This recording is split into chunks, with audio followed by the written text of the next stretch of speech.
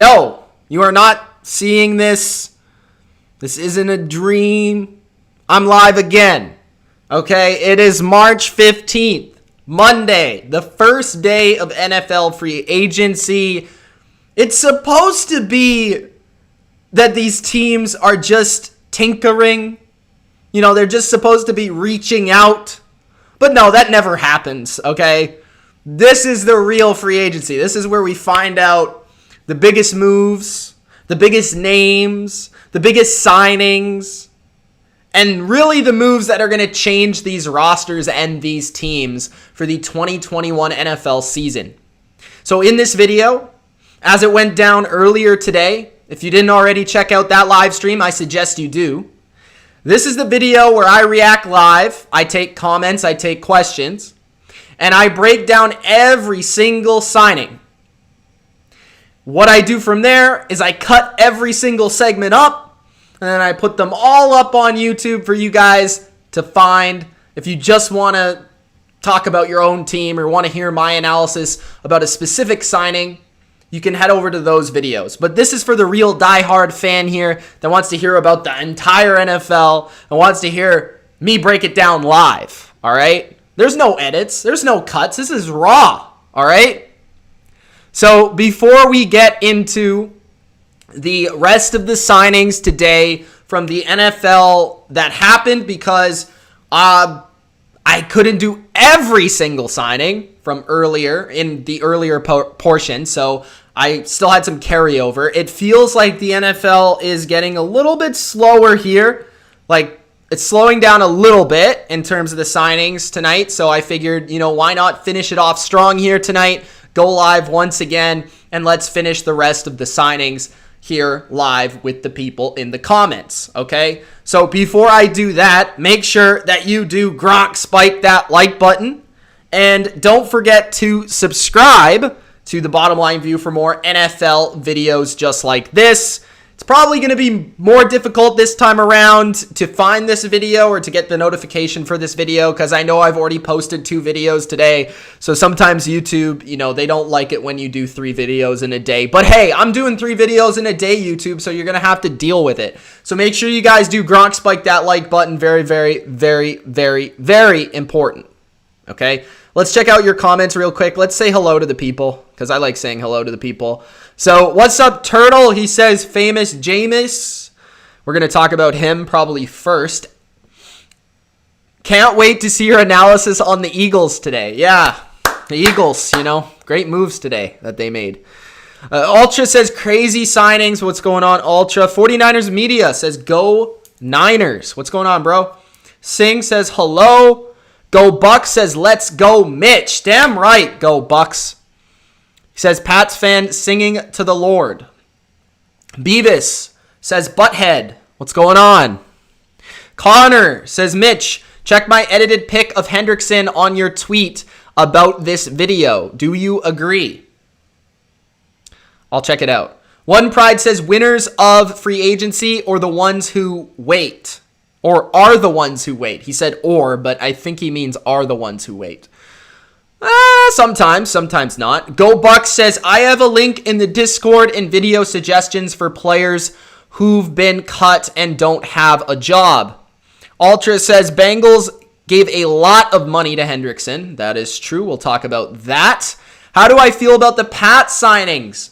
Bro, I feel great about those signings, but I did already break those signings down earlier today. So if you haven't already checked that out, there will be a cut of that segment from the live portion earlier that will be up on the channel likely tomorrow, okay? But if you haven't and you got to see it right now, go check that out because it will be there. But I will say this.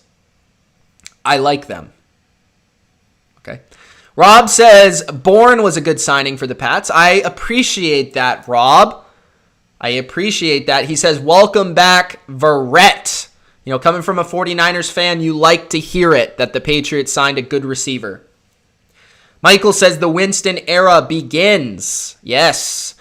Singh says, Mitch, what was your least favorite signing today? Oh, that's a good question, but I don't really know if I have one, or I haven't really digested every signing and every move yet, so I'm not sure if I actually do have one yet, Sing, but I'll definitely think about it. Shadow says Tom's going to win his 8th ring. Go Buck says, Mitch, can you give Fitz for all the players who've been cut? Potentially. We will see. A former Dolphins quarterback, Ryan Fitzpatrick, is back, baby! Are we going to start with Fitzmagic? See, this is why you go live at 11 Eastern. Because you never know, Dylan Wu, you never know when Ryan Fitzmagic is going to sign.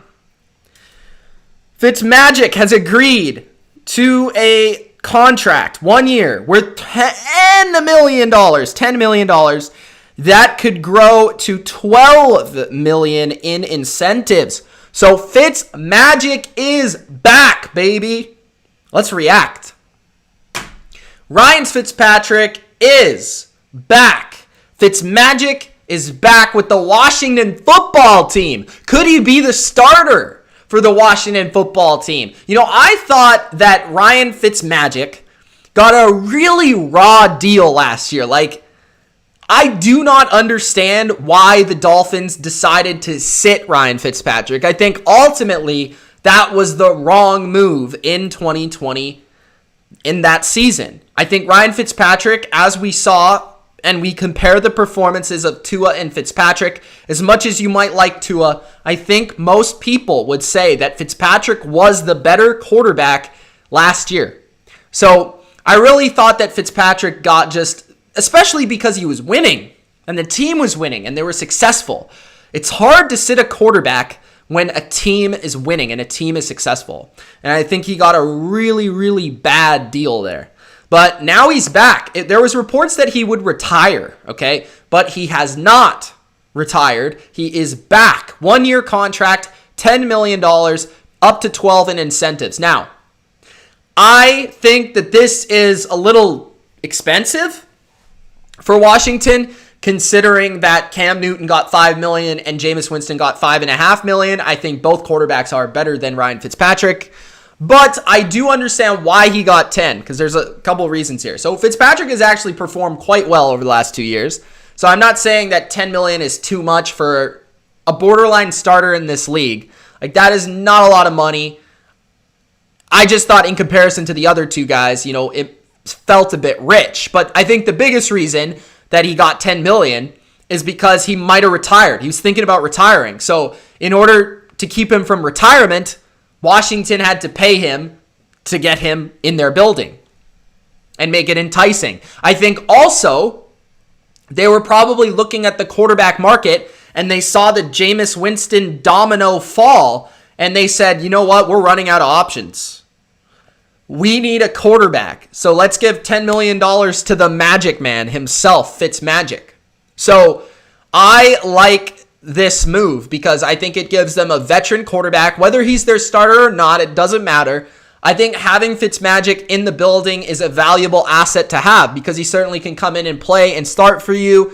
He's an accurate passer still. He still has underrated mobility and escapability.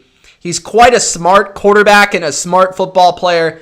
And even if he's just a backup or like a high-class backup, I think he's still valuable with what he offers in the locker room, you know, on the sidelines and helping a young quarterback develop. So I think Fitzpatrick is a very, very awesome move for the Washington football team. I think he's a clear upgrade from what they had last year. I think he's better than Alex Smith. I think he's better than, right now, what we know of Heineke. I think he's better than Haskins. So he's better than anything they had last year, and I think he makes their offense better. I think also when you look at what he does best, you know, he's really good at getting rid of the football quick and deciding and determining where to go with the ball. You know, he protects bad offensive lines a lot of the times. I thought that's why he was a better option than Tua, because his processing speed is high. You know, he's a veteran quarterback that's been around for a long time, and he's smart.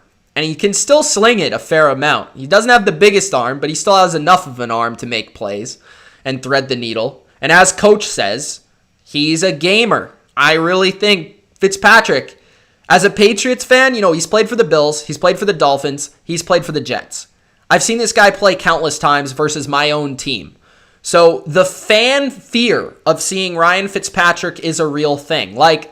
This isn't no slouch of a quarterback, even at however old he is. I want to say he's 39. But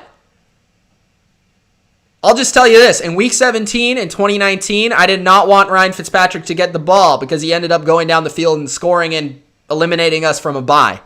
So he's just a gamer. He comes to play. He's not going to back down. I think that trickles through the rest of his team and roster when he leads his team. And I think he's obviously a much better quarterback than what Washington had last year. I think that is just the biggest thing we could say. So even though they go from, Ryan Fitzpatrick, from Alex Smith or from Heineke or from Haskins, it's still a pretty big upgrade.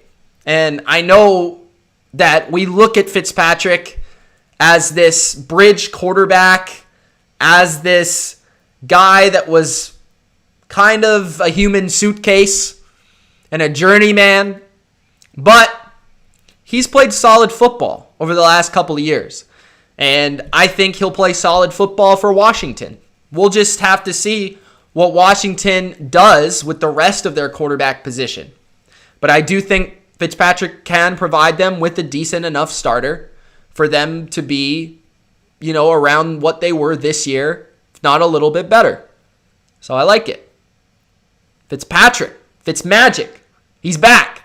And he's bringing the magic to the nation's capital. What's going on, guys? If you're just joining me, 49 people in here, make sure you do Gronk spike that like button. Get in here, get in that comments. I want to hear from you guys. I'm breaking down every move that I did not break down earlier and the moves that are coming out right now here live on a Monday night. Okay. So, what's next? We broke down that. So let's go to Jameis. I think Jameis is a good one. We can go to Jameis next.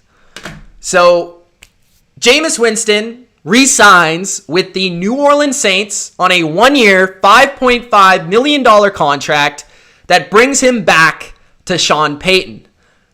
Remember, we had the whole whispering of Drew Brees to Jameis Winston saying, "This is your team now." I believed Drew Brees. Drew Brees does not lie. He does not look or feel like a liar to me. He was correct. He was telling the truth. Jameis is back. And Jameis, I believe, will be the day one, week one starter for Sean Payton's Saints. I understand Taysom Hill's there. I understand Taysom Hill got a contract extension. Oh, yeah, great. Okay. Taysom Hill, I love Taysom Hill. I think he's a heck of a football player. But you cannot tell me that Jameis Winston is coming back to New Orleans to be a backup. It just doesn't feel right. He had an opportunity to go to Washington, which is why I think Fitzpatrick signed with Washington, because I think basically what Washington said was, oh, we missed out on Winston, let's go grab Fitzmagic, okay? Funny that it's actually Fitzpatrick and Jameis, because they were on the same team in Tampa Bay together and they split time together. So it's funny that actually happened. But yeah, I think Jameis Winston, I've said this before, I'm going to say this again.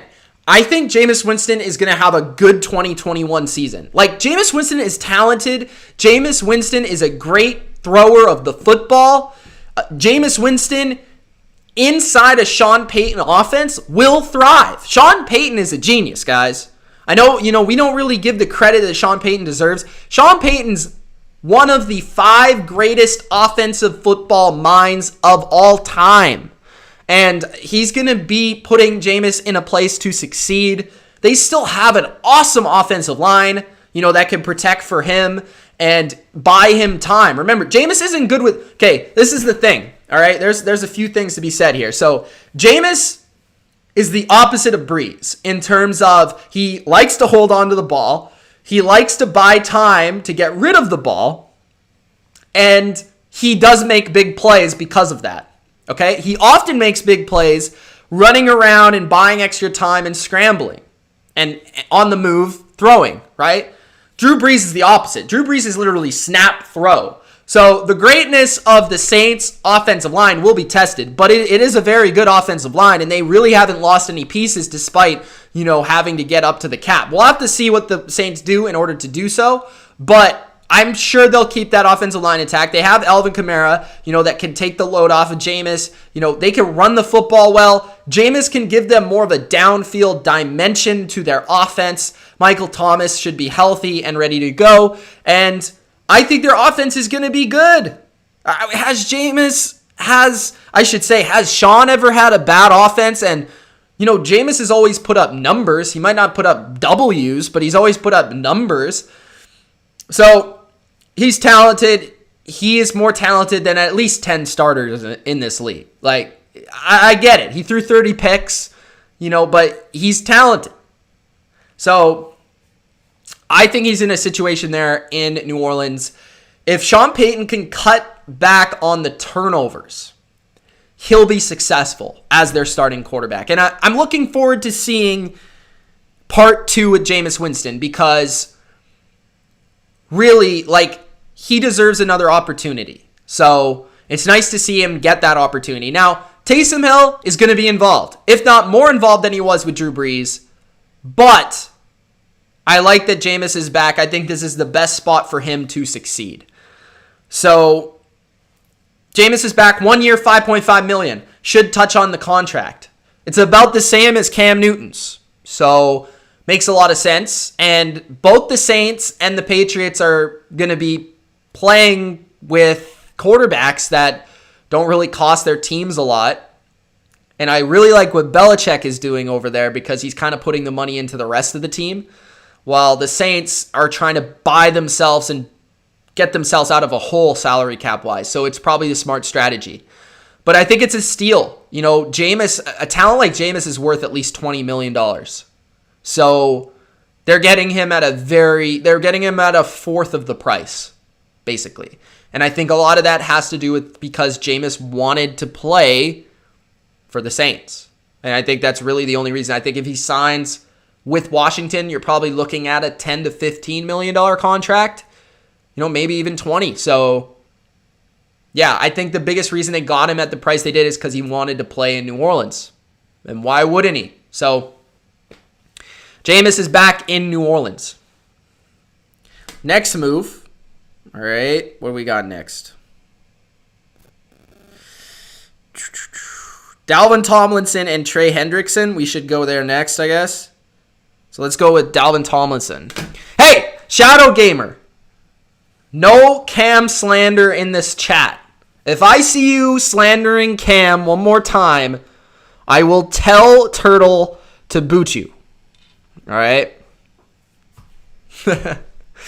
Guys, if you're just joining, make sure you do Gronk spike that like button. Get those likes up, guys. Let's answer Brian's question here. Mitch, do the Pats still have enough for another quality receiver? Yeah, they still have lots of money, actually. Believe it or not. Oh, Connor wants me to check the picture about Hendrickson. And then we'll get to Hendrickson.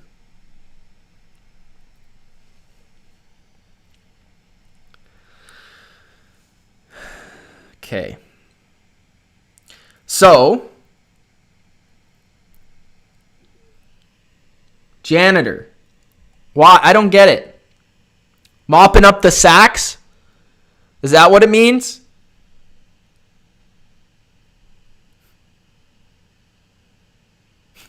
I like how Connor just finished the first live stream and he's back for the second.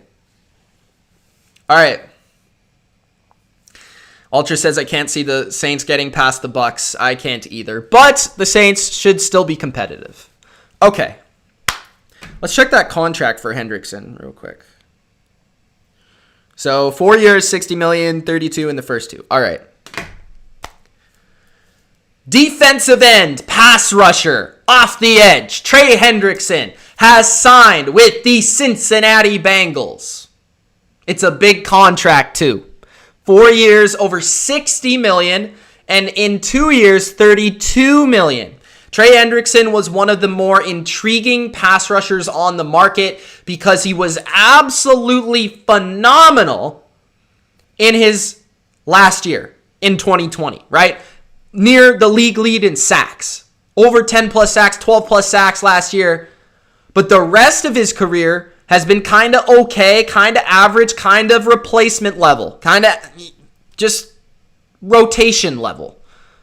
Nothing special, nothing all pro, nothing Pro Bowl about it. So you always wonder about those players, right? Is this a Vic Beasley situation or is this a Shaq Barrett situation, right? Pick your poison. Are they getting Shaq Barrett after he had 19 sacks? Or are they getting Vic Beasley after he led the league in sacks in 2016? So it could go either way. Sometimes guys have sacks and they're awesome. The next year, sometimes not so much. So it's a gamble, I think, more so than re-signing Carl Lawson. But they had to make some move happen. They had to replace Carl Lawson, who was their best pass rusher. They no longer have Carlos Dunlap. Trey Hendrickson is a very good pass rusher. I tend to believe that he is legit. I tend to believe that he is good, okay? Because what I see from him is some performances where he took over, and namely the Tampa Bay Buccaneer games, okay? He took over in those games. Multiple sacks, multiple pressures in Brady's face. Even in the playoffs playing hurt, he was still pretty good. So Trey Hendrickson, not known to be the most well-rounded edge player, right? Doesn't play a ton of snaps.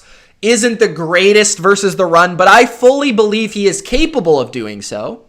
And I fully believe that he can do it. Like, I think just because Cam Jordan and Marcus Davenport were there, you shouldn't penalize a guy for just playing a part of a team. I really like Trey Hendrickson. I don't know if he's worth all of this money. I would have preferred to sign him to a 1 or a 2 year deal, just personally, if possible, than a 4-year deal, just because of the potential risk.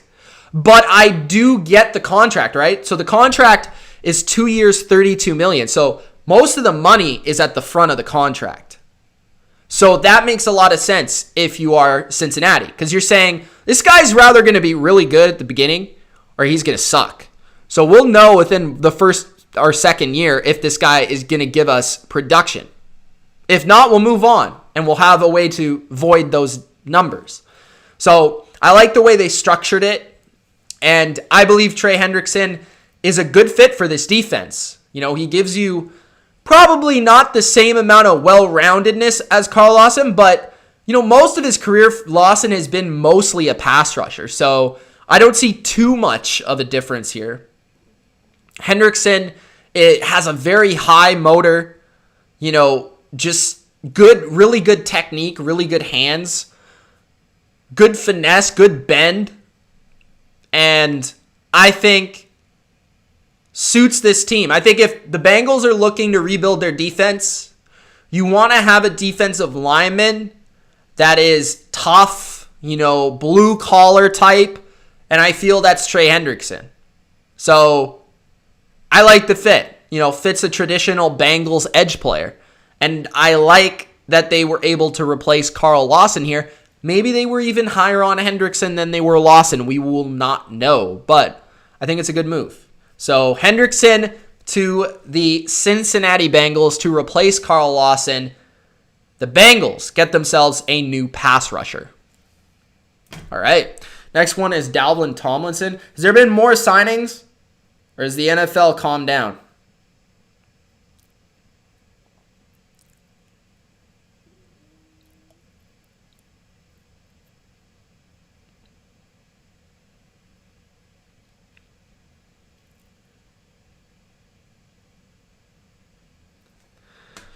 Ultra says, I do really like Trey Hendrickson as a player and pass rusher specifically. He was a beast last season.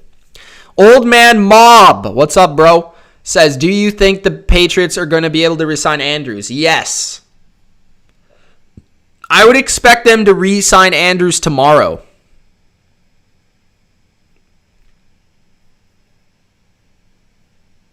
Hey, that's why I said he had a good motor, Connor. Old man says Fitzpatrick signed. Yes, I did that one.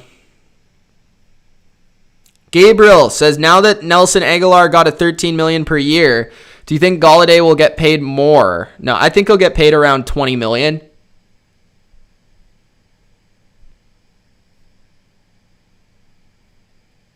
Go Buck says he still has an hour left on my first live stream. Nice.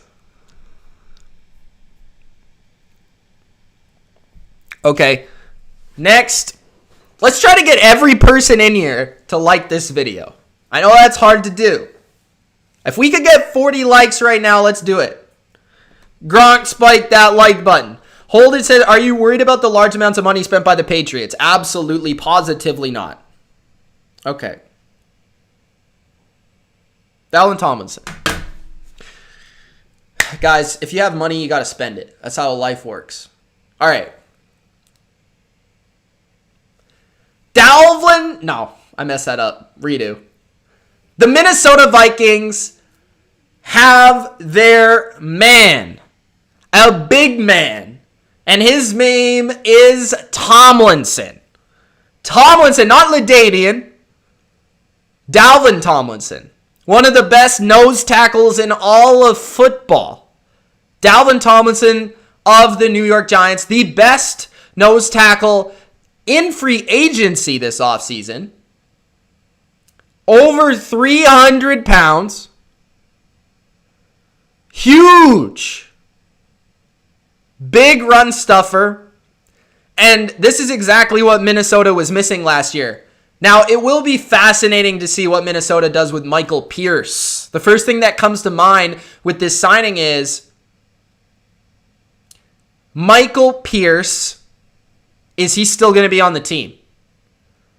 Or is this a Williams-Wall situation? Remember, Vikings fans, when you guys had the Williams brothers?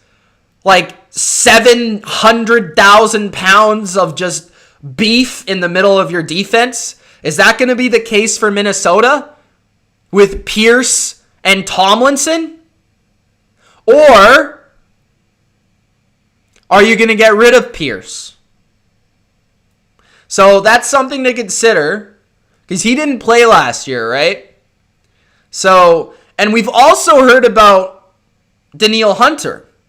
Danielle Hunter might be on his way out from Minnesota, which would be problematic.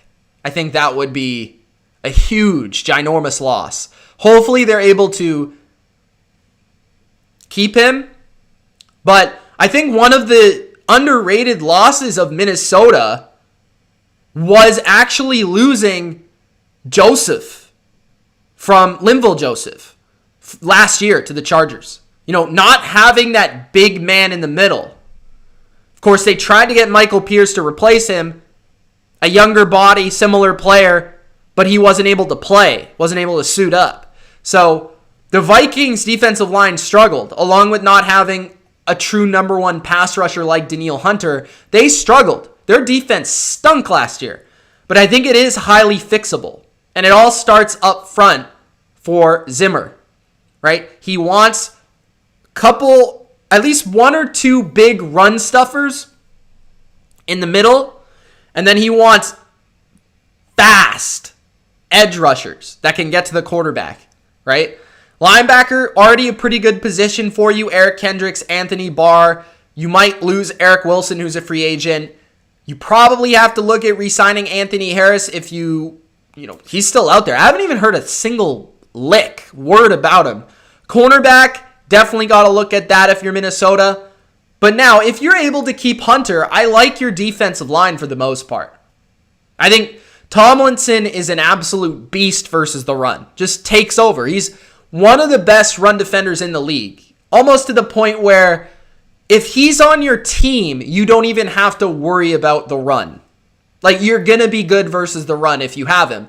Because he's a wall. in the middle of the field. So you can't run up the middle. You have to run to the outside. Because if you run in the middle, Tomlinson's going to eat you for breakfast, maybe lunch, and possibly dinner. So it's just a bad idea. He's young. Okay, he's young. I saw the contract. I believe it was like 2 years, 20-ish something million. I think that's a really good number. You know, he's not a guy that impacts the pass game, so you don't want to overpay him. Or at least he doesn't so much, but I think that's a good contract for him, especially the short term. He's somewhat betting on himself a little bit. Vikings are betting on the short term here. But I think, you know, when you look at some of the other interior defensive linemen that have come off the board already and you compare that to the contract that Tomlinson got, I think that's a fairly good number for Tomlinson for sure. So one of the more underrated defensive players on the market has gone to the Minnesota Vikings, an impact run defender that will make the rest of the defensive line in Minnesota much better by eating up space and taking on blocks. Dalvin Tomlinson to the Minnesota Vikings. All right. Hunter wants more money. I'm told that Bengals ownership really stepped up to meet Trey Hendrickson at the number. Did what it took. Worked out for everyone, says Josina Anderson. Guys, if you're not following Josina Anderson, I would definitely follow Josina Anderson. Good follow. Okay, what else we got? What should I do next? Ronald Darby, the Bucks, the Rams, Leonard Floyd, the Texans signing every no-name player on planet Earth, or the Panthers. I don't even know. Do you want me to do Cam Irving? Like, I don't even know what I would really tell you about that guy, to be honest. Or if you guys have any questions, I can answer those as well.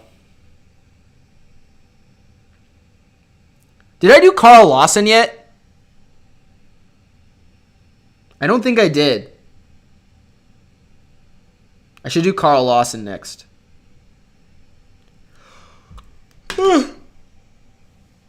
What's your take on Sue?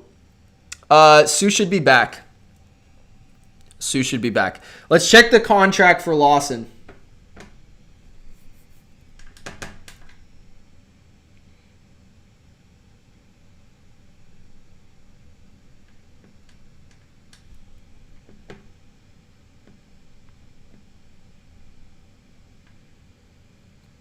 Kevin Pierre Lewis.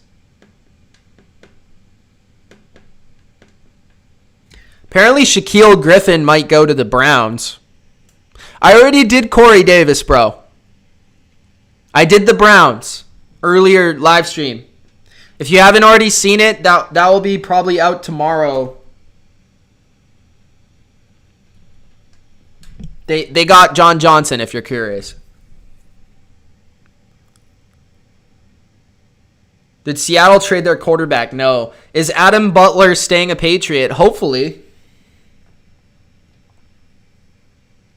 Okay, Lawson is 3 years, $45 million. Okay. 3 years, $45 million. And $30 million guaranteed. Okay, Carl Lawson is next.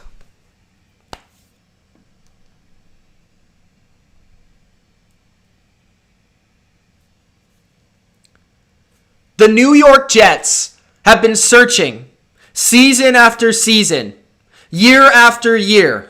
It feels like decades since the New York Jets have had a pass rusher. But they may have very well found one in Carl Lawson.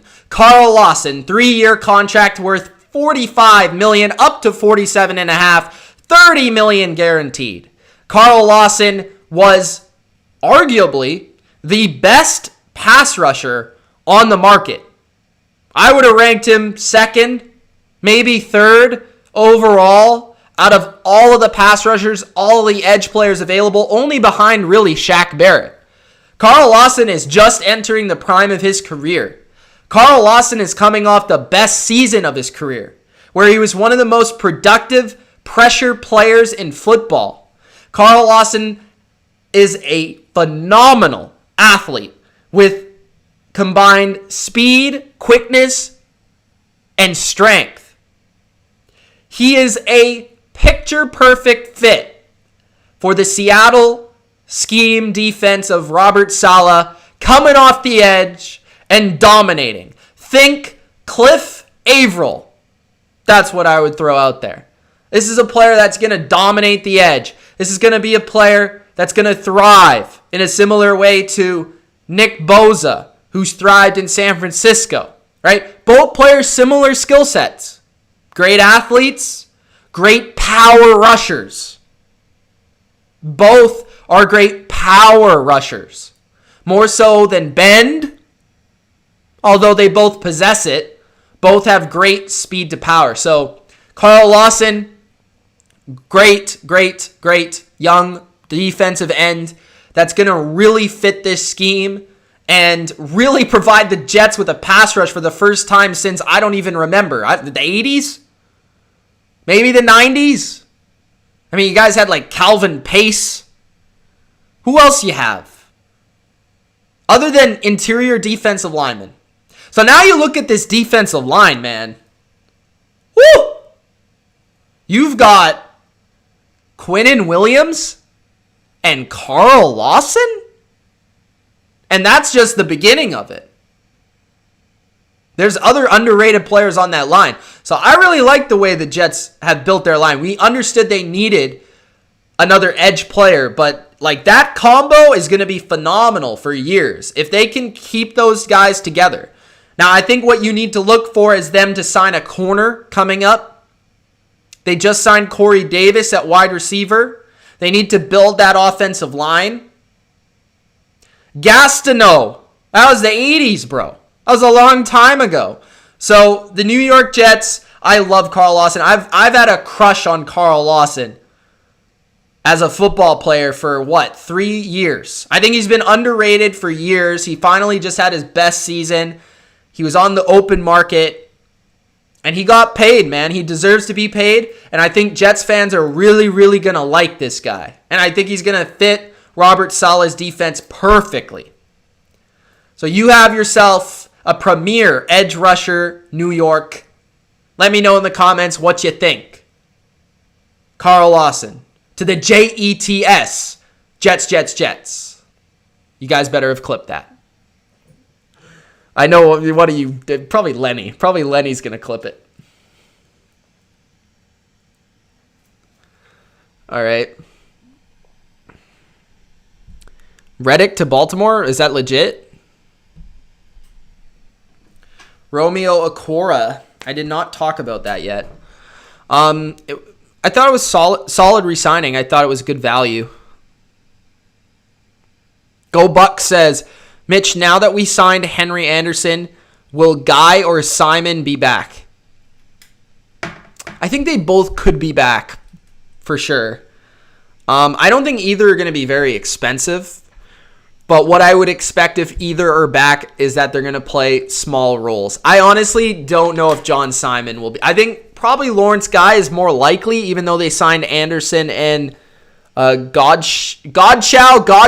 Bro, I need to know how to say his name. One of those guys. I'd like to have Lawrence Guy back. I really would. And they re-signed Dietrich Wise, too. Max says, go Panthers. What's up, Mac? What's up, Big Mac? Jets rebuild. Jets aren't that. They need a quarterback, man. They need a quarterback. They need some offensive line. But other than that, their team's not bad. I don't think they're that bad. They got Marcus May back, right? Kelly says, so did the Broncos sign a corner? They did. They did, Kelly. They signed Ronald Darby, who I could talk about next if you like. Just let me know. Say the word, Kelly, and I will do Ronald Darby next. Santiago says Texans and Patriots must have got that stimmy. Bro, the Texans signed like 15 guys that like nobody except for me has heard of. Thank you for the dislike. Appreciate it. Maximiliano says, Colts still quiet. Yes, they are. Kelly wants to hear Ronald Darby. Okay, so yeah, we'll do Ronald Darby. They also re-signed Shelby Harris, so I think that's a good signing. Let's do that. Broncos. The Denver Broncos have found at least one of their starting corners for the 2021 NFL season. If not, their number one corner for the 2021 NFL season and the foreseeable future. They already have Bryce Callahan as their nickel corner, but they've been looking for a perimeter corner. Ronald Darby has been somebody that's played up and down throughout the course of his career, has had some really awesome years, but has also had some major letdown years, including to the team that signed him for a decent contract with the Eagles. Played awful. I mean, he was brutal. But then, this year, he goes to Washington, and he plays really, really well for not a lot of money. And he gains himself another new, fresh start on a new contract with the Denver Broncos. This contract is 3 years, $30 million, 19.5 guaranteed. Ronald Darby was very good last year. I know a lot of people think of him as the player that sucked with the Philadelphia Eagles. But that's not really the case. He's a good corner, and he can play in a lot of different schemes and a lot of different coverages. He could play man. He could play zone. You know, like I said, primarily a perimeter corner. He is a little bit on the shorter side. He's only about 5'9", but he has good speed. And I think he can be, a borderline number one corner. It's just the inconsistencies with him that you have to worry about. But with a coach like Vic Fangio, you have to think that Vic Fangio believes that he'll be able to limit those bad games and limit that inconsistency and get the best out of Ronald Darby like we saw in Washington. So now Denver has 2 out of 3 pretty damn good corners, because Callahan is a good corner when he plays, and Darby is a very solid addition to this secondary. Somebody that can do a little bit of everything and has had success in this league at a high level. So Ronald Darby to the Denver Broncos. You also re-signed Shelby Harris, who was one of the top 3 defensive linemen, interior defensive linemen on the market. Shelby Harris re-signs for 3 years, $27 million. I think that's a very good offer, very good contract. Very, very, very good contract, in my opinion, value-wise. Only $9 million per year for someone such as Shelby Harris, who all around is a really good player. Good versus the run, but has provided himself to be a pretty good pass rusher as well. So I think you get one of your own back up front, and Vic Fangio finds one of his corners for 2021. They tried the A.J. Bouye thing. That didn't really work out last year. They lost a significant amount of depth at the cornerback position last year. This year, they're looking to retool and reload. We know they already have great safeties. So the Broncos, defense, looking to get better in their secondary with Ronald Darby and re-signing their own in the very good and underrated Shelby Harris. There you go. That's the Broncos breakdown. You were surprised by Joe Thuney? Did the Ravens do something?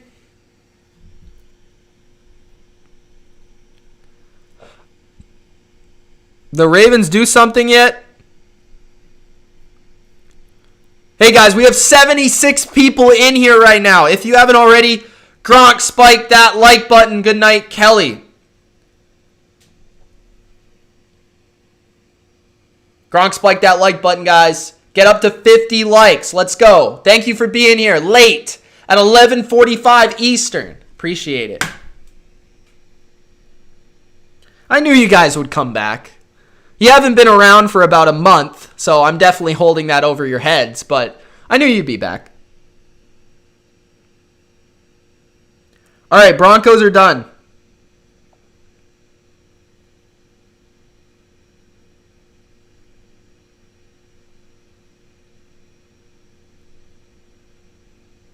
Who's next? I feel like Goldberg. Who's next? We have the Bucks. We have the Rams. What's up? How about them Patriots? Damn right, Daniel. Damn, Daniel. How about those Patriots?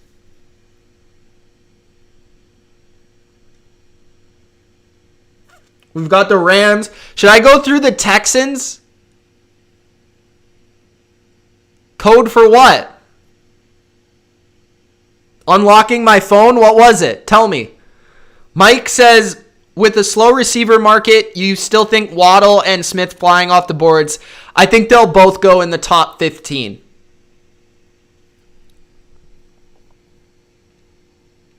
Who do you think will replace KPL and Reuben Foster and the legend Thomas Davis? I'd actually have to look at their depth chart because right now I truthfully do not know who's on their team at linebacker. Let me look. I think John Bostic is still there. Am I wrong? Maybe not, actually. Let me look. It's a good question.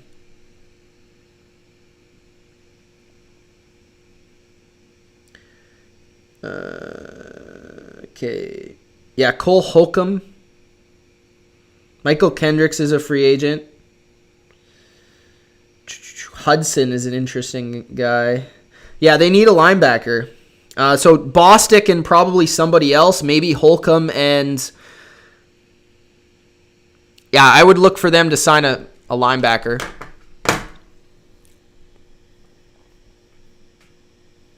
Newton is going to be very happy, Carlos.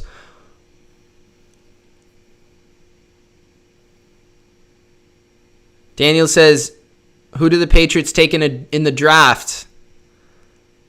Good question. I mean, they've already addressed a lot of their needs. So maybe another pass rusher, maybe another receiver. I'd still look at those positions. Maybe quarterback. Those three still stick out.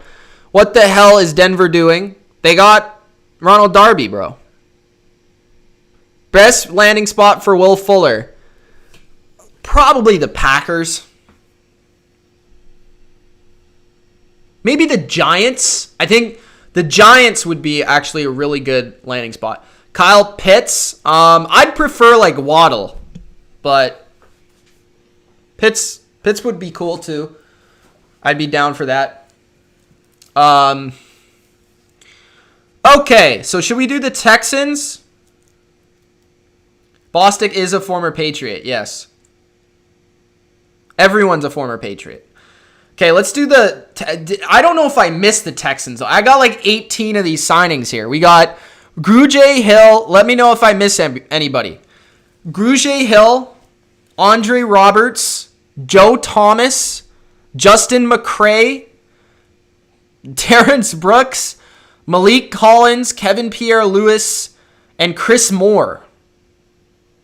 Bro, Justin McCray is blanking. Mac, do you think Curtis Samuel will resign? I don't think so. I think he's going to get too much money to resign. Justin McCray. Oh, it's guard. I didn't even know who this is. Who's this guy? Backup. Oh, he played on Atlanta center. Okay. I feel like I know him, but I don't know him. Cray's a pretty common name. All right. Okay. Let's do the Texans. The Houston Texans are going to work. Nick Caserio has signed just about every professional football player there is. He signed today. Not one, not two, not three, not four, not five, not six, not seven, but 8 players. And I might actually be missing some. The Houston Texans are contributing a very interesting strategy to the NFL this year. This is a strategy of a rebuilding team signing just about every borderline player to a 1-year contract and 1 2-year contract. Maybe 2 2-year contracts. The Texans have signed Grugier Hill, Andre Roberts, Joe Thomas, Justin McCray, Terrence Brooks, Malik Collins, Kevin Pierre-Louis, and Chris Moore. All players that are not household names by any stretch of the imagination, but all players that are role players and all players that will play snaps. And here's the priority. Here's the main thing for Nick Caserio. This Texans team was not just bad last year because they didn't have a lot of talent. They didn't have depth, like at all. They didn't have depth on the defensive line. They didn't have depth at linebacker. They didn't depth at corner or safety. They didn't even have players there, regardless. They didn't have depth at offensive line. Really, other than receiver, the Houston Texans did not have depth last year. So what Nick Caserio is doing here, he's adding depth. He's taking flyers on players that he believes has high upside, and he is building the bottom of this roster. This is a very Patriot-like approach. This is almost nearly the exact same thing that the Patriots did in 2001. It's actually almost the exact same thing. So Nick Caserio has a strategy, and that is throw absolute darts at any human being that plays football. So let's go through this list of names and tell you what I think. Starting off with Grugier Hill, who is a linebacker, 1-year contract up to $3.25 million. I've been a fan of Grugier Hill since the first time I saw him in a preseason game playing for the New England Patriots. His main role is as a ace on special teams. He's a very good special teams player. But what he's also good at is he is pretty good at linebacker in coverage. He has very good speed. At times has shown some promise, like notably for the Philadelphia Eagles as a linebacker. Very good sideline to sideline speed that he utilizes well on special teams. He actually started his career as a safety into a converted linebacker. So what he can be used as a coverage linebacker, as a situational specialist on, third down, on really nickel packages, dime packages, all that sort of stuff, where they need an extra coverage body in the middle of the field. That could be Grugier Hill's role. He's not really good, versus the run or that sort of thing. But if you want an athlete on the field in the middle of the field, which is, the Texans have missed that sort of player. They don't have that, or at least didn't before Grugier Hill signed. And they also get a good special teams player that will contribute on the third phase of the game. So Grugier Hill, solid depth signing for the Texans. Andre Roberts is another special teamer who is Pro Bowl level special team player. Great returner. One of the best returners in football over the past 3 or 4 years with the Buffalo Bills and the New York Jets. Andre Roberts, punt returner, kick returner, just overall explosive. He has played a little receiver, but that's not really what he's known for. He's mostly known for his returning skills, and he's good at it. And Nick Caserio, coming from New England, values special teams. So I think he valued Andre Roberts here. Joe Thomas is another depth linebacker coming from Dallas. He's been third, fourth string sort of guy, played when Van Der Esch was hurt. Another guy that has played enough snaps to get a sense of maybe he has some talent and worthy of throwing a dart at, but like nothing that you can really say he's a starter. He's basically a depth player once again, third or fourth in the rotation at linebacker. Now I will say with Thomas, same thing here. He fits what they're doing with Lovie Smith very well. Same as Grugier Hill, right? Two guys that are fast, two guys that have sideline to sideline ability, and two guys that can cover, okay, for cheap contracts. Lovie Smith, with his defense, primarily, four-man fronts, primarily guys, linebackers that have speed, that have coverage ability. That's why they traded Bernardrick McKinney, right? Because he's not really that type of guy. He's more of a thumper. So they're trying to get rid of the thumpers. They're trying to get away from the thumpers, and they're trying to bring in the speed. So I like what they've done here with those two linebackers. Justin McCray is an offensive lineman, backup, played for like 3 or 4 different teams. Most recently for the Atlanta Falcons. He's a depth player, a backup. He can play if need be. But again, another depth player. This is what Nick Caserio is trying to do. Build the bottom of the roster. Remember, this isn't the best 22. This isn't the best 11. This is the best 53. Taking dart throws. This is what I suggested for a lot of the rebuilding teams, was just to get players like this and throw darts, 1-year contracts as you're trying to rebuild, especially if the Texans realize that they are probably going to have to trade Deshaun Watson. So Justin McCray, somebody that can play a little bit everywhere on the offensive line and provide depth at each spot. Terrence Brooks is another player that I like a lot. Terrence Brooks most recently played for the Patriots. 1-year, $2 million deal. Very good special teamer. Once again, building that third phase of football, special teams. So you sign Grugier Hill, Andre Roberts, Joe Thomas, Terrence Brooks. All good special teamers. Okay? Then with Terrence Brooks, underrated safety. Can play, can start. Played a pretty big role on the 2019 Patriots defense, which was the number 1 defense in the NFL. Played a pretty big role for the Patriots last year. So he can play strong safety or free safety. Pretty good athlete overall and a serviceable third safety. Malik Collins, formerly of the Dallas Cowboys and the Las Vegas Raiders. Malik Collins is probably the most recognizable name on this list.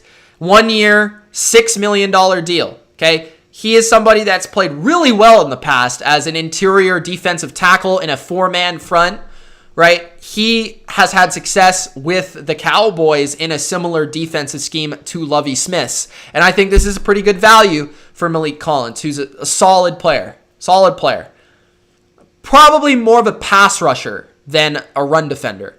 And Kevin Pierre-Louis, another linebacker with great speed and coverage ability, ranked well from Pro Football Focus this year. Can blitz, has pretty good strength and size and burst to him. I think this is an underrated signing. I brought this up as part of my free agency preview. I thought Kevin Pierre-Louis was one of the more underrated linebackers on the market. So when you look at Pierre-Louis, you look at Grugier Hill, you look at Thomas, all three of these guys. Remember when I brought up the Texans and Marcus Cannon? I brought up McKinney getting traded because of the whole Lovie Smith thing. Remember, Lance Briggs, Brian Urlacher. These are the mold of linebackers. Now, Grugier Hill, Joe Thomas, Kevin Pierre-Louis, it's not Lance Briggs. It's not Brian Urlacher, but they're in the same mold of player, and they also contribute to the third phase. And Chris Moore is the final signing today from the Texans. Baltimore Raven, another special teamer who's going to be like your 4th or 5th wide receiver. Could catch a few passes here and there, but he's primarily a special teams player. So Nick Caserio is building the special teams. He's building the linebacking core. He's building the defense in the image of Lovie Smith, and he's trying to rebuild the bottom of this roster. And I like it. I don't hate it at all. A bunch of 1-year, under $5 million contracts, why not, bro? The Texans really struggled with depth, and now they have at least some depth. What's going on, guys? In the chat. Go Buck says Kevin Pierre-Louis is a poor man's Levante David. Oh, Kelly's back. Zach says running back or edge is important for the Bills. Word is that Wilson put of what? Johnny says Wilson will shine. Kendricks eats up all tackles, but Wilson still played great most of the time. Go Buck says, how will the Jets view the linebacker position? They have 4 solid players. They also signed Davis as well. That could play 50% or more. I think they're trying to trade Mosley right now. And I think Hewitt's a free agent, unless they re-signed him. Lee, I already did talk about what the Niners have done. If you have a specific question for me, though, let me know and I can answer you. Exactly, Santiago. I like it, bro. I like that they're just throwing these names and trying to... Because that's how you rebuild a team, right? Any prediction of Golladay? I like the Niners or the Colts for Golladay. Max says, what's the chance... Oh, maybe Jacksonville. What's the chance of us finding a team to take Bridgewater? I think you could if you really wanted to. Was Judon an overpay? I think I would say it was an overpay if he did not go to New England or a system similar to New England, because Baltimore and New England have similar systems, and I think you'll get a similar player. So I don't think it was an overpay. Maybe slightly, but like nothing to really worry about. Yeah, bro, we marathon stream here. Kelly says, what linebacker does Denver take to cover the tight end? Good question. I think they'll be primarily relying on their safeties to do that, but linebackers, I got to think about who's still available. I think Eric Wilson's still available. There aren't a ton of linebackers that are great in coverage in free agency. I don't think. If I think of somebody, I'll let you know. Daniel says, are the Patriots back? I will say this. Patriots will go to the playoffs. Already done. I know it now. Production says, have you gone over John Johnson? Yes, but I will tell you that I like John Johnson, and I really like the fit in Cleveland. I think it's solid. Jack says, do you think Ballard makes a splash tomorrow? I hope so. He's got to spend some money. Especially after trading for Carson Wentz. It doesn't make sense. Wasn't Dean Pease a New England coordinator? Yes. That's what, yeah. Richard Sherman is not signed yet, no. Okay, what else we have? We have the Bucks. I could talk about the Bucks if you like, with Gronk and Shaq. And I have Leonard Floyd being re-signed to the Rams. Has anything come out within the last, 30 minutes? Or am I up to date?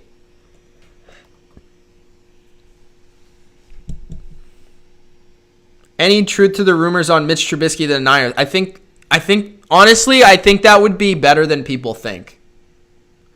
I think Mitch Trubisky would be a great backup for the Niners.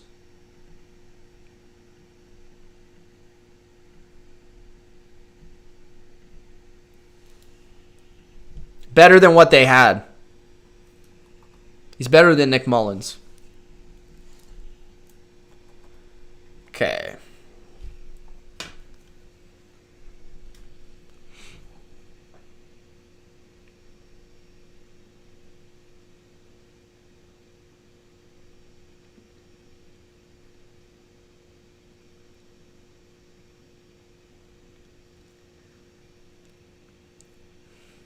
Let me check something on PFF.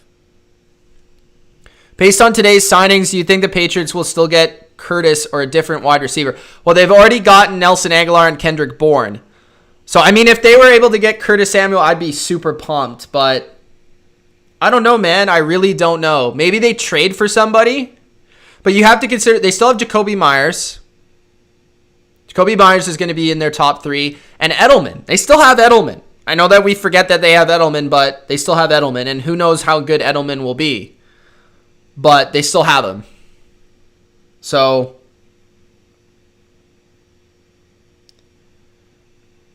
I feel like if Edelman's healthy, they have probably 3 guys that they view as a number 2, which is Aguilar, Edelman, and Myers. And I think they like Bourne, obviously. So it depends. Does Bill really want a number 1, or does he want to spend more money on the defense? Is N'Keal Harry going to be traded? Probably.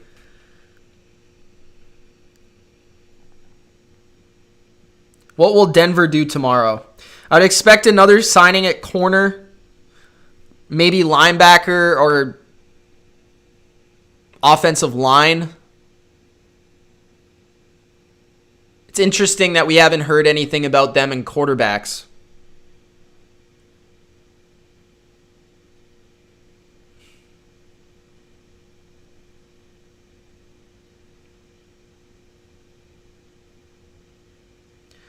I could do Cam Irving. Johnny says Milano, great coverage linebacker Denver could be looking at. He's already been signed by the Bills, bro. Go Buck says, I still want Gary and Connolly to New England. We'll see. Thomas says, who do the Pats take at 15? I'm hoping it is Waddle, wide receiver. Peter says, is Stephon Gilmore going to get traded? I don't think so, honestly, but I think he could. He's going to have to get a pay raise. William Jackson to Denver. Well, now that they signed Ronald Darby, probably not, but I thought it was a good fit. Pat's offense is looking nice, to be honest. Yeah, they're at least going to be good, like serviceable. And, you know, with McDaniels as the quarterback in their rushing attack, they should be pretty good. They might not be like top 10, but they'll be decent. And you're expecting that defense to be near the top 10. Max says, has Trey Boston signed? No. Who do the Bears take at 20? I don't know the exact pick, but I could tell you like positions maybe. Maybe offensive line. Maybe wide receiver if they have to move off of Allen Robinson. Also depends if they trade for Russell Wilson, man.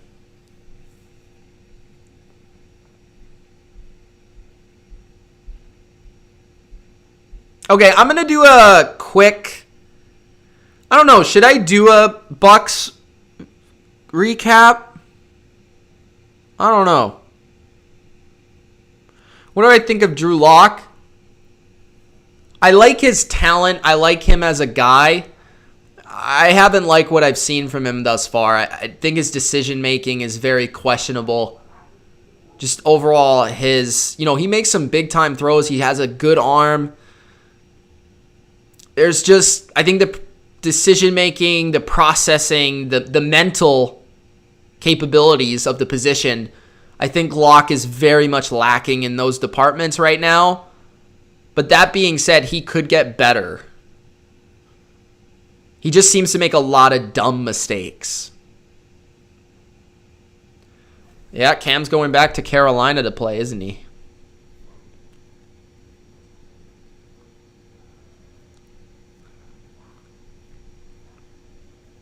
Trey Lance to Denver or Mac Jones?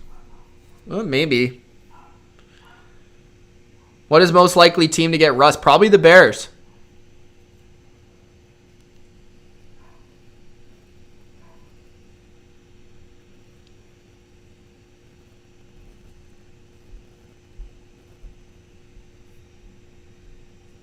Let me check.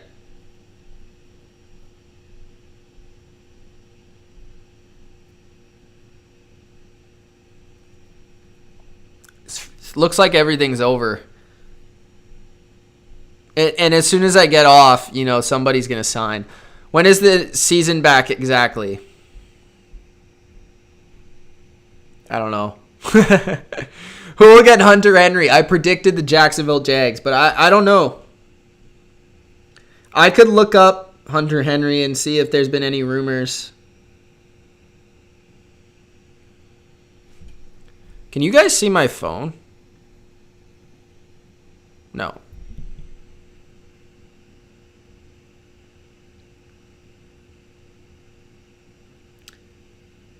All right, let's do the Bucks. I think just the Bucks. I don't really think I need to do Leonard Floyd. I mean, I could do Leonard Floyd. Did the Rams sign anyone else though? I'll do the Bucks, and I'll do maybe Cam Irving. And that's basically it, guys. I've covered every single signing today, which I'm pretty impressed with myself. Just saying. If you guys have enjoyed today's coverage, make sure you do Gronk spike that like button. Let's get those likes up, guys. 100 viewers. All right, let's get these Bucks. Okay. Then I'll finish with some questions, and then I'll sign off. Okay.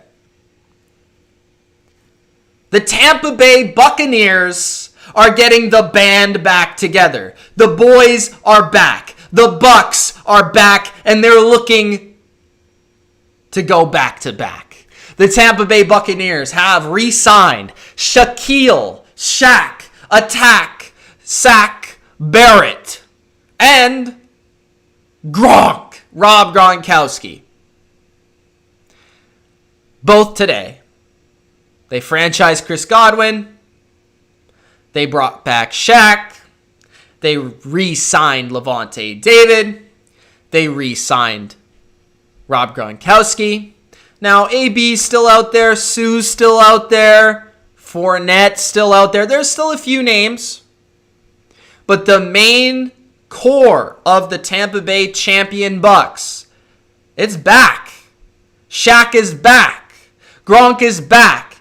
And I said the main priority for the Bucks this offseason was signing Shaq Barrett. He's one of the best edge players in football. He's a perfect fit for Todd Bowles' defense. He's an excellent pass rusher, but he's also a phenomenal run defender. He can drop back into coverage. Great versatility. We saw his valuable, just absolute performance in the playoffs. NFC Championship, Super Bowl. Shaq was incredible. And they got him at an absolute steal, guys. They got him at a steal. 4 years, $68 million. But here's the thing. $5.5 million in the first year. Base salary. Shaq said, yeah, I'm back. I want to make my money. Like, I want the bag. But I'm going to help you guys re-sign Gronk. I'm going to help you guys sign AB. I'm going to take the Brady approach, and I'm going to take less money this year to re-sign the boys because we're going back to back. That's what Shaq Barrett said to Jason Light, and Jason Light was like, yeah, I'm down. So good on Shaq for getting paid, but also good on Shaq for being a damn good teammate here because he could have went out and he could have asked for the world and more. But he said, no, I want to win, and I want to win now, and I want to stay with my guys. I want to stay with JPP. I want my boy Sue to be paid, and I want us all back and ready to go for another Super Bowl run. So Shaq did the good thing here. Now Gronk, one year, $10 million. I don't know how much is guaranteed, and I don't know how much is incentivized, but 1 year, $10 million. Gronk, here's the thing with Gronk. Gronk was just getting better at the end of the year. I mean, I haven't seen this guy play 16 games like in forever, and I've been a Patriots fan since his career began. I don't remember the last time Gronk played 16 games. He played 16 games this year with Tampa, and he was getting better at the end of the year. He was his best in the Super Bowl. So Gronk is still one of the best tight ends in the league. He's one of the best, if not the best blocker in the league at the position, run blocker in the league. He was shutting down edge defenders, getting to Tom Brady, one-on-one. He was blocking Chase Young. And he could still catch the football. 2 touchdowns in the Super Bowl. He ran well at the end of the year. Like, his speed looked to be pretty well there. His gear still there with Gronk. So they have Gronk, they have Cam Brate, they have OJ Howard. Maybe they keep all 3. Maybe they decide to trade one of them. But they're all back. And now for Tom Brady, he's looking to bring back his boy AB. We'll see if they can get that done. I think they will. But it appears that the Bucs will be back and better than ever with all this offseason to get prepared for another go. Tom Brady with another offseason with all these weapons and this offense. They finally found their identity throughout their playoff run. It took them that long, but they did it. The Bucs might be better in 2021 after re-signing all their guys. That's the Bucs vid. All right. Anything else, guys? Let's get to those questions. Let's get some final questions. Also, we're at 68 likes. You guys know what to do. Caesar says Buffalo Chargers. What's up, bro? Denver gets Leonard Fournette.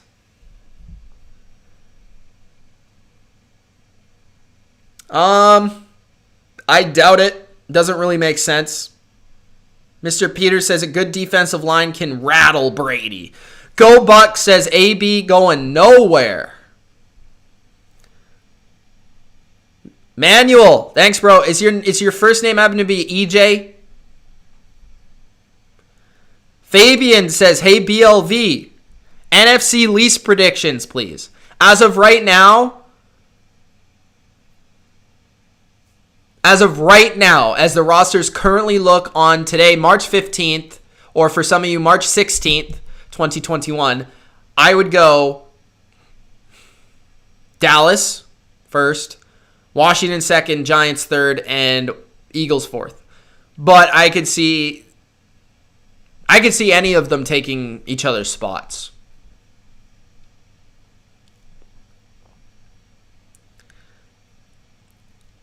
I like the Pats moves today, yes. And also, how much cap do we have now? That's a good question. I don't exactly know, but I'm going to check Pat's cap. If you have Twitter, I suggest you follow, if you're a Patriots fan, you follow Pat's cap.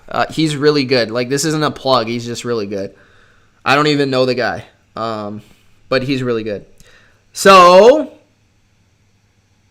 they had $65 million before today.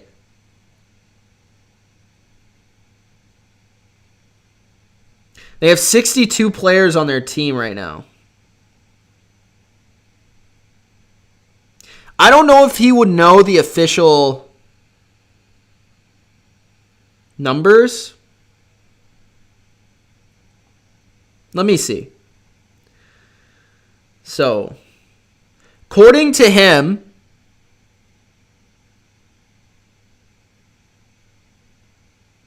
oh, that's still the old number. That's still 68. I don't know if there's an updated number yet. Bears are expected to sign Andy Dalton per NFL rumors. Okay. Interesting.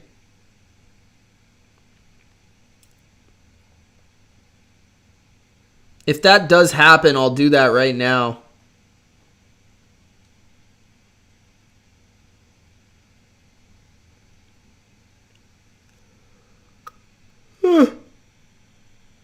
What do you Bears fans think? Yeah, sorry, I can't really find the exact number. Pats went on shopping frenzy. Pats spend on a credit-free shopping.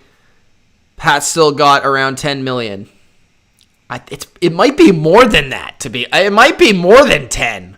I don't even know. They had so much money, like it's absurd. But that 10 sounds about right. I think they could sign at least one more like pretty big name.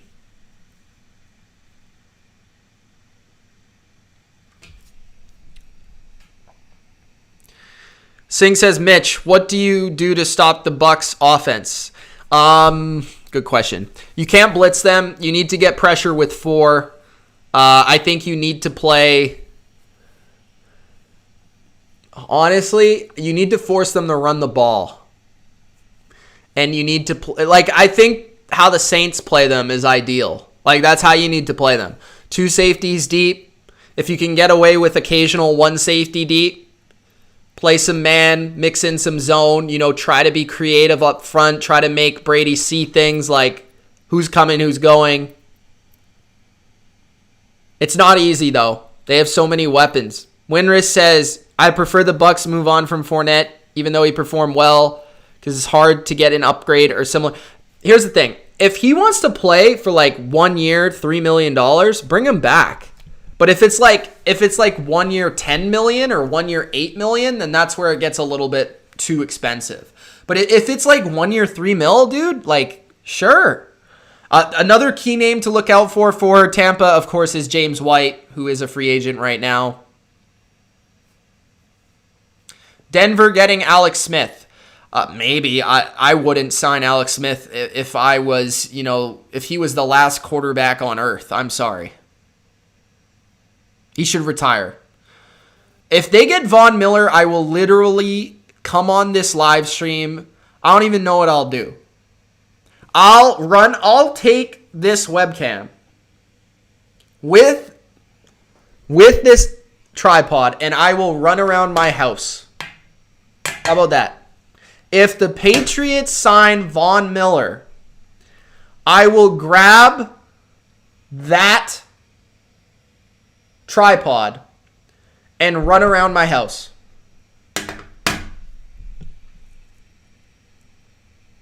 What's your expectation starting this season?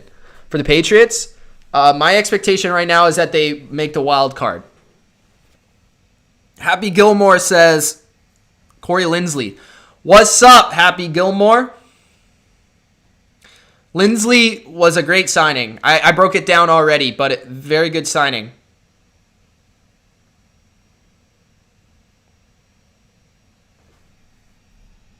Still have 83 people here. Dope. Kyler says, what moves do you see the Raiders making next? So they signed Yannick Ngakoue. I think they need to go after a safety. Maybe Anthony Harris. Maybe a cornerback. They still ain't going nowhere with Cam. I disagree. Adam Sandler. Zach says, what if Buffalo gets Vaughn? Then what? Then I'll cry. Antoine says Patriots 10-6. Broncos re-sign Vaughn. It kind of feels like he's going to leave. I wouldn't, if I was a Broncos fan, if I was the Broncos, I'd re-sign him, but it does kind of feel like if he were ever to leave, it would be now. Winter says, any veteran corner should the Bucs get? Oh, good question. Yeah, I think they should. Jason McCourty.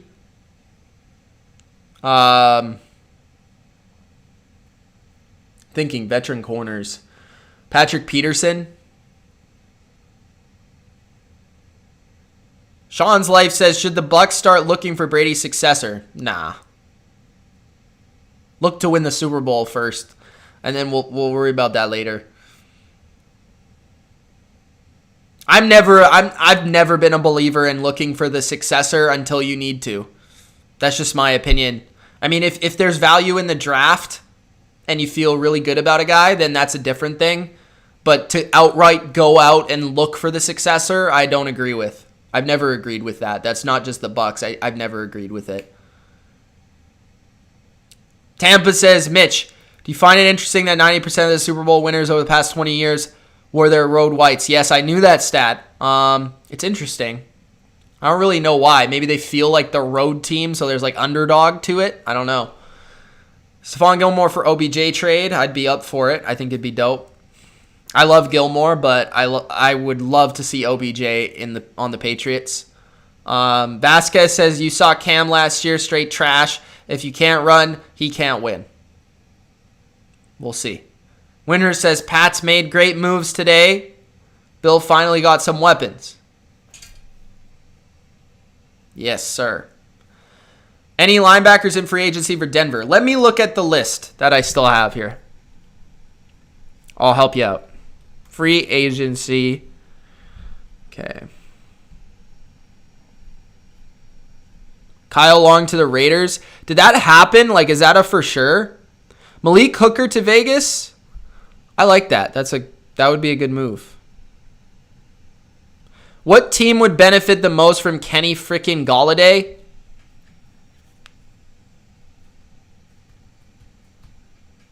What team would benefit the most? I'm going to say the Giants.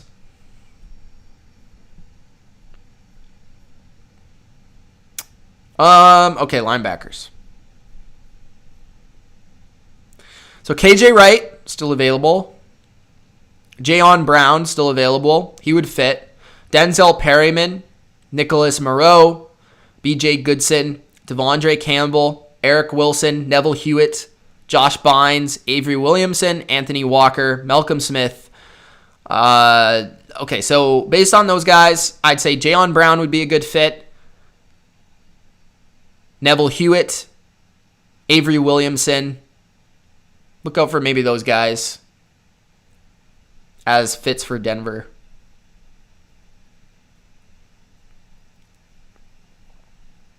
Most surprising move? Most surprising. Judon was a little surprising. What else? Man,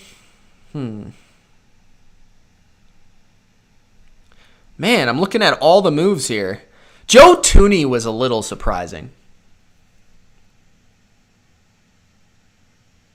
None of them are super surprising, honestly.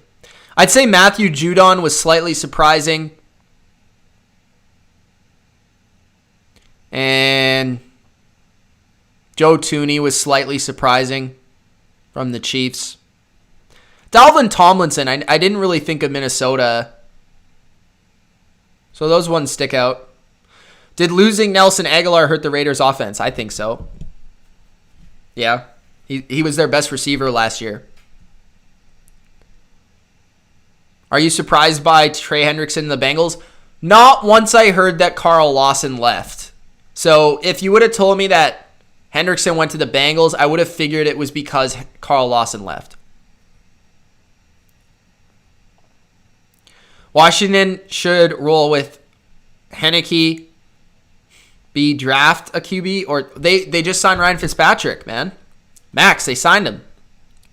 Vikings supposedly making a big push to bring back Anthony Harris. I wouldn't be surprised by that. Isaac says, do you think the Dolphins will make any significant moves? You would like to think so. They have lots of cap space. I could see them signing a Juju or a Curtis Samuel. I would expect them to be in that camp. I'd also expect them to be in on some of the offensive linemen.